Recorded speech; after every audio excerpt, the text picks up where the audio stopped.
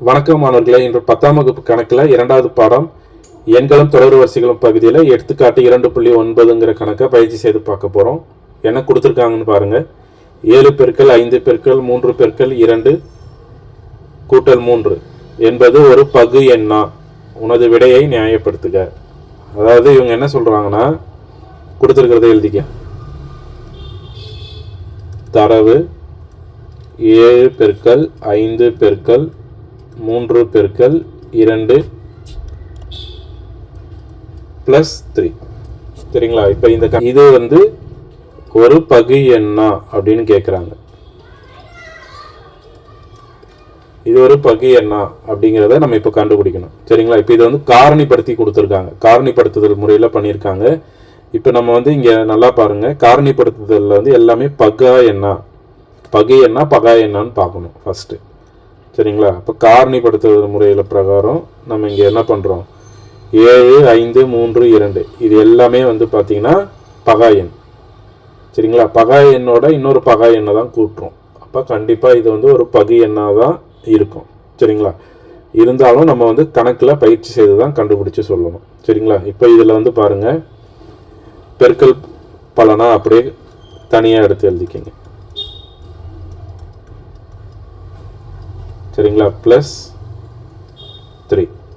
கரெக்டாக? இப்போது இதை நம்ம பெருக்கி ஆன்சர் சொல்ல போகிறோம். ஆனால் அதுக்கு முன்னாடி நம்ம எல்லாத்தையும் பெருக்கி ஆன்சர் கண்டுபிடிக்காமல் இதை வந்து ரொம்ப சுருக்குக முறையில் பயன்படுத்த போகிறோம். சரிங்களா? இப்போது இங்கே பார்த்தீங்கன்னா 3ன்னு இருக்கு இல்லையா? இதை நான் எப்படி எழுதுறேன்னு பாருங்கள்.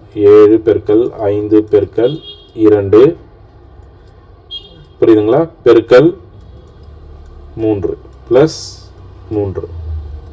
அதாவது இங்கே இருக்கிற 3 வெளியில் கொண்டு வந்துட்டேன் பெருக்கல்ல. சரிங்களா? இப்போது இதில் பாருங்கள், இரண்டுத்துலையுமே 3 வந்து பொதுவாக இருக்குது. கரெக்டாக? அப்போ இந்த 3 மட்டும் நான் வெளியில் எடுக்கிறேன். 3 வெளியில் எடுத்துட்டா 3 பெருக்கல்ன்றத இப்போ இதுக்குள்ளே என்ன வரும்னு பாருங்கள்.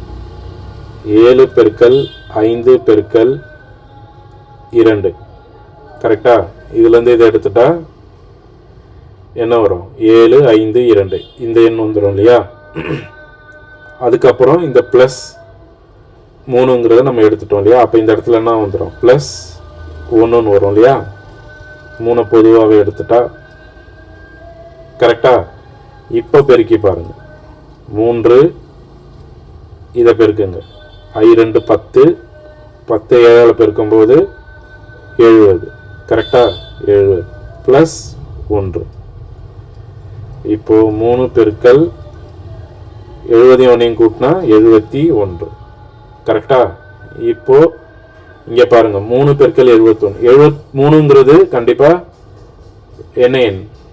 பகா எண். கரெக்டா? அப்போ 71 பகா எண்ணா பகு எண்ணான்னு பாருங்க. 71 எந்த வாய்ப்பாடுலையும் வகுக்க முடியாது. 71 அந்த 71ஆம் வாய்ப்பாடில் மட்டும்தான் வகுக்க முடியும். கரெக்டா? 1ன்றது நம்ம கணக்கில் எடுத்துக்க மாட்டோம். அதே மாதிரி 3ன்றதும் 3ஆம் வாய்ப்பாட்லையும் 1ஆம் வாய்ப்பாட்லையும் தான் வகுக்க முடியும். அப்போது அதே எண்ணால் தான் வகுக்க முடியுது, வேறு எந்த எண்ணாலையுமே வகுக்க முடியல. அப்போது 2 பகா எண்கள். சரிங்களா? 3 பெருக்கல் 71ன்றது பகா எண். இதுவும் பகா எண், இதுவும் பகா எண். இந்த 2 பகா எண்ணையும் பெருக்கி வர ஆன்சர் என்னவா இருக்கும்? பகு எண். இதுதான் வந்து நம்ம அடிப்படை தேற்றமே. கரெக்டாக? 2 பகா எண்களோட பெருக்கல் பலன் பகு எண்ணாக தான் இருக்கும். வேணால் பெருக்கி பாருங்கள். 3 × 71 இல்லையா? அப்படியே பெருக்குங்க. 3 3 3 21 213. கரெக்டாக?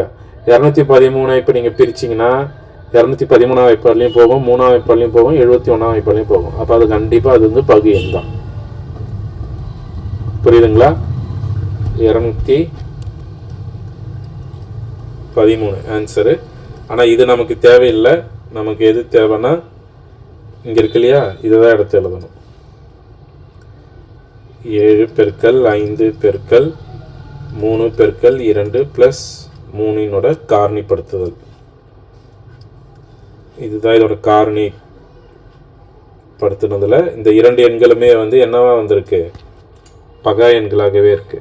என்பது ஒரு பகு எண்ணா அப்படின்னு கேட்குறாங்க. அப்போனா கடைசியாக எழுதுங்க. 7 பெருக்கல் 5 பெருக்கல் 3 பெருக்கல் 2 +3 என்பது 3 என்பது ஒரு பகு எண் ஆகும். நம்ம ஆன்சரை நியாயப்படுத்த சொல்கிறாங்க இல்லையா, அதுக்கு என்ன சொல்லணும்?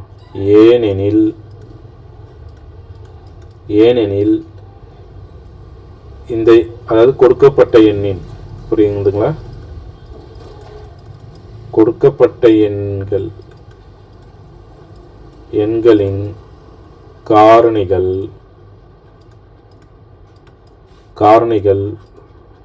முறையே 3 மற்றும் 71 ஆகிய எண்கள் ஒரு பகா எண் ஆகும். சரிங்களா? பகா எண் ஆகும். மேலும் அடிப்படை எண்ணியல்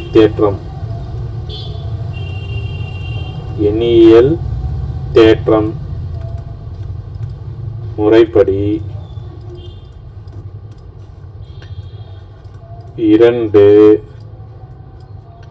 இரண்டு பகா எண்களின் காரணி முறையில் 2 பகா எண்களின் காரணிகள் பெருக்கல் பலன், காரணிகளின் பெருக்கல் பலன் ஒரு பகு எண் ஆகும். சரிங்களா? இவ்வளோ பெரிய விளக்கம் கொடுக்கணுமான்னு கேட்டிங்கன்னா கண்டிப்பாக கொடுக்கணும். அதுக்கு நம்ம என்ன மேற்கோள் காட்டி கொடுக்குறோன்னா அடிப்படை எண்ணியல் தேற்றத்தை தான் நம்ம காமிக்கிறோம். சரிங்களா? அதை தான் நம்ம இங்கே சொல்லணும். இதை சொன்னால் தான் நமக்கு அந்த ஆன்சர் நமக்கு எதை வச்சு நம்ம இதை ஆன்சரை கொடுக்குறோன்றதுக்கு மேற்கோள் காமிச்சு தான் நம்ம சொல்ல முடியும். சரிங்களா? புரியுதா பாருங்கள். புரியலன்னா எந்த பகுதி புரியலன்னு கேளுங்க, நான் உங்களுக்கு அந்த பகுதியை புரிகிற மாதிரி சொல்ல முயற்சி செய்கிறேன். சரிங்களா? மீண்டும் சந்திப்போம். நன்றி, வணக்கம்.